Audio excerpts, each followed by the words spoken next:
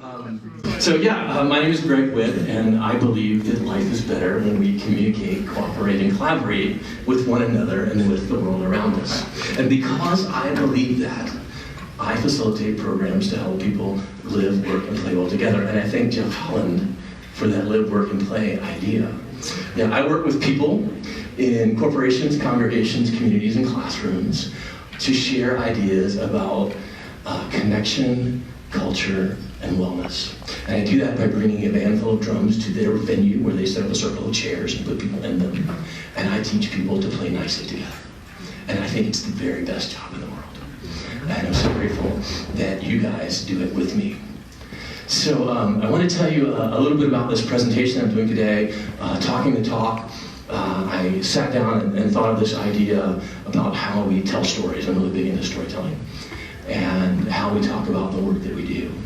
And so I gathered up all of these ideas to bring here to share with you, and then I screwed it all up. And so I'm going to tell you a bit of that story today. And I want to tell you that story because this fellow named Scott Huler that lives in my town was a writer for our local newspaper, and he was awarded this honor of becoming the North Carolina Piedmont Laureate.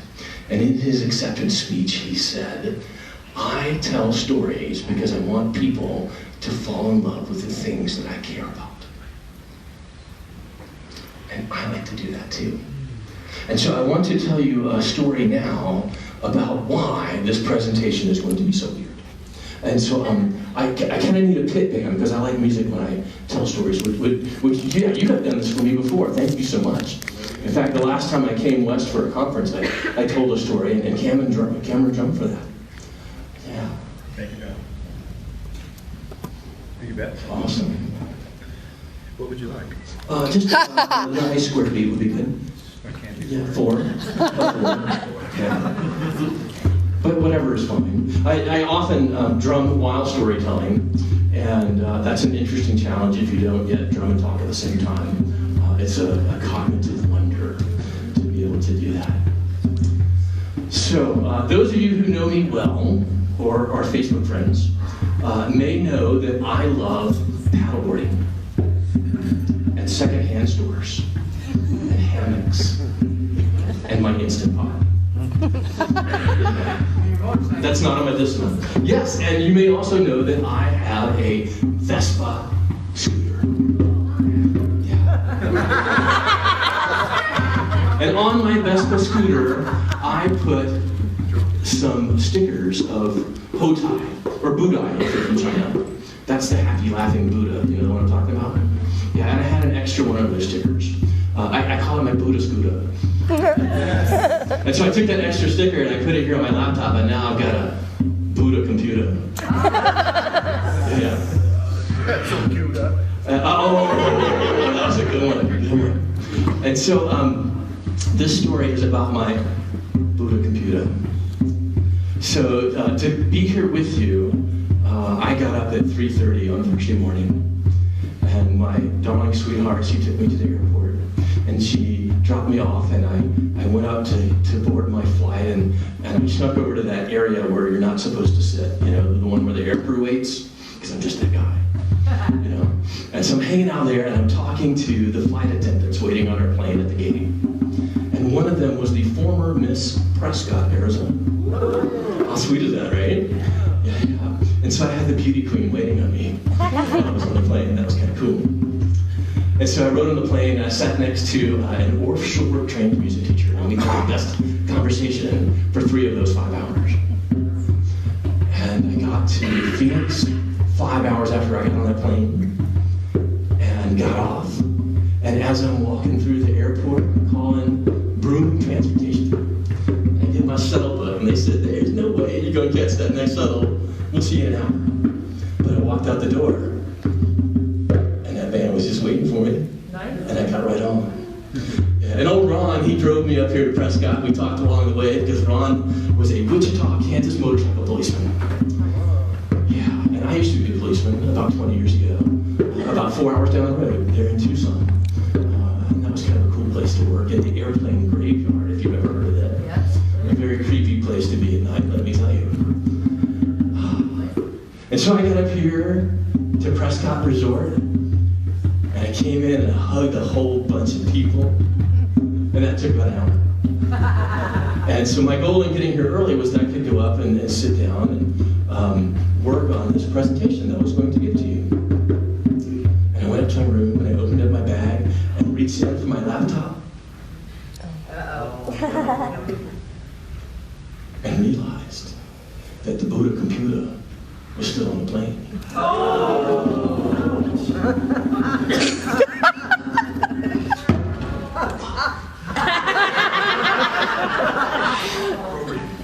So I called the 800 number, I get American Airlines, and I talked to Lost Baggage, and I'm telling them my sad story about what an idiot I am.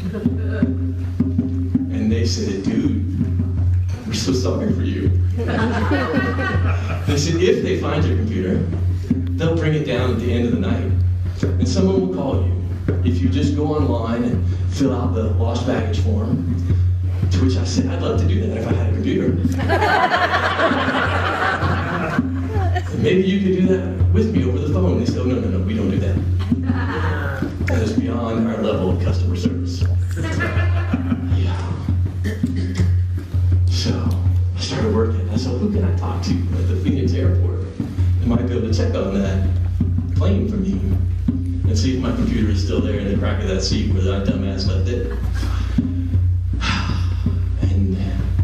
The girl at the Lost Baggage department in Phoenix said, well, I could call up to the supervisor and maybe they could go check on that plane.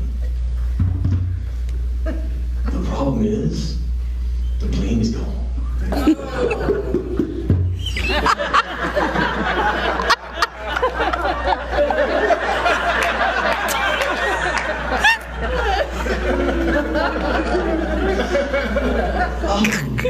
Gotta try my $90 take now. So,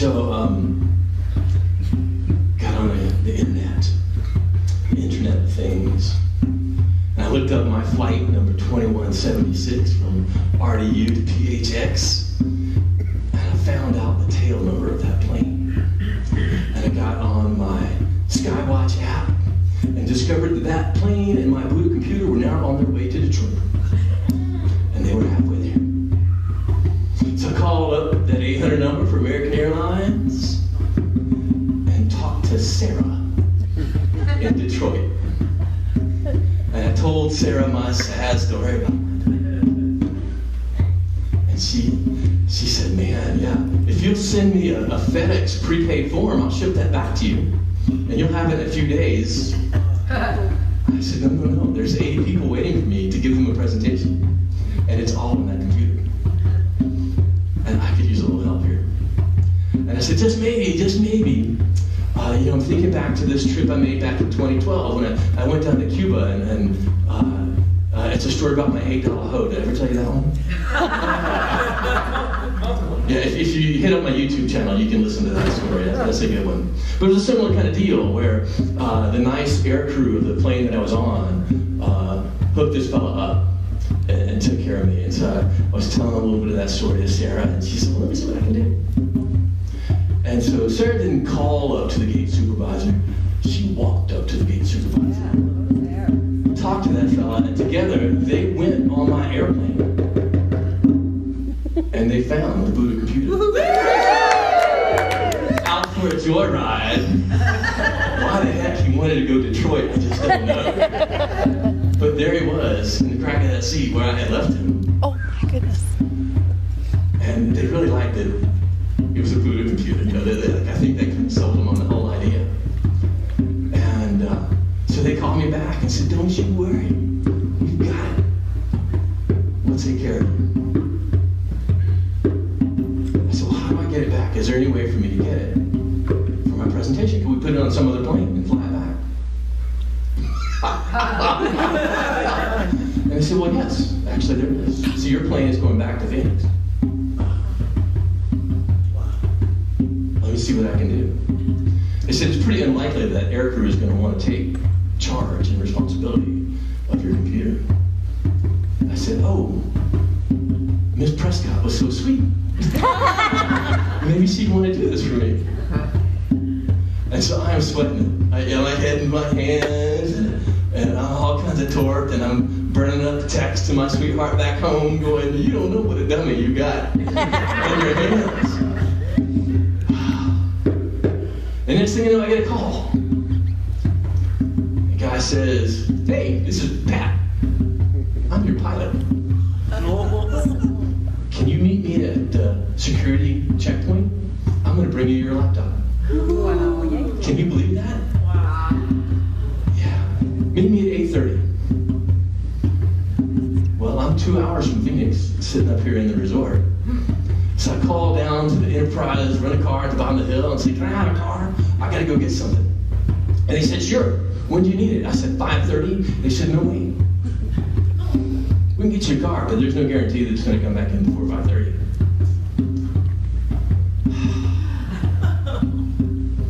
So I went down to the lobby, trying to figure out my next moves, and I ran into Swan. Where's Swan? She and me. Yeah. And I'm telling this sad story to Swan, and there's this lady standing behind her in the line waiting to check in, and turns out it was my Facebook buddy, Susie. And Susie takes one look at me and hands me her car keys. Oh, where's Susie? Susie. Where's Susie? Yeah. Oh. Yeah.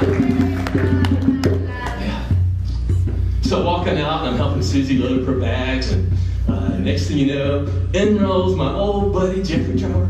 And he's got his van and his trailer loaded full of stuff, and he's looking a little distraught. I said, dude, what's up? And he says, yeah, I thought I had a place to stay tonight, but that didn't work out, and now I don't know what I'm going to do. I said, man, I got you covered. Because see, my roommate doesn't come until tomorrow. So you got a place to stay tonight. Yeah. So I hopped in Jeannie's truck, drove on down to Phoenix, got myself an In-N-Out burger. We don't have those out east, you know.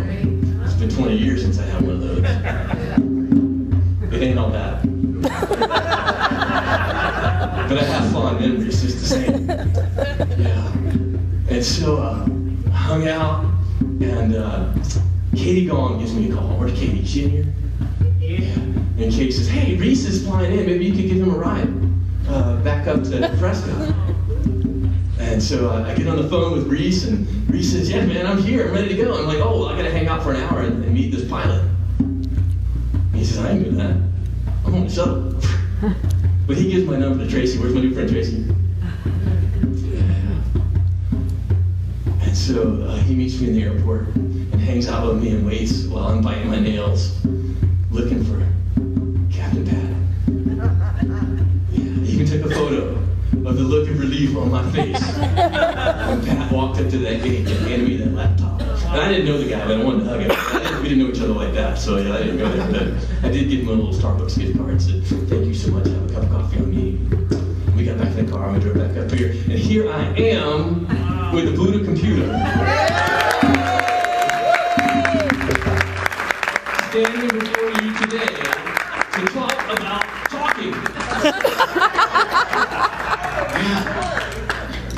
So the whole idea of this is, how do we tell these compelling stories to enroll people in what we do? And so, you know, I'm really feeling I had to rewrite this whole freaking presentation, because now I am full of gratitude and confidence that the universe is aligned on my behalf, and everyone around me. So if you need some good luck, snuggle up to me, y'all. I got it right now. Yeah. And so it's because of the quality of people that I associate with, the people in this room, that I am blessed with the kindness and generosity of friends and colleagues and strangers.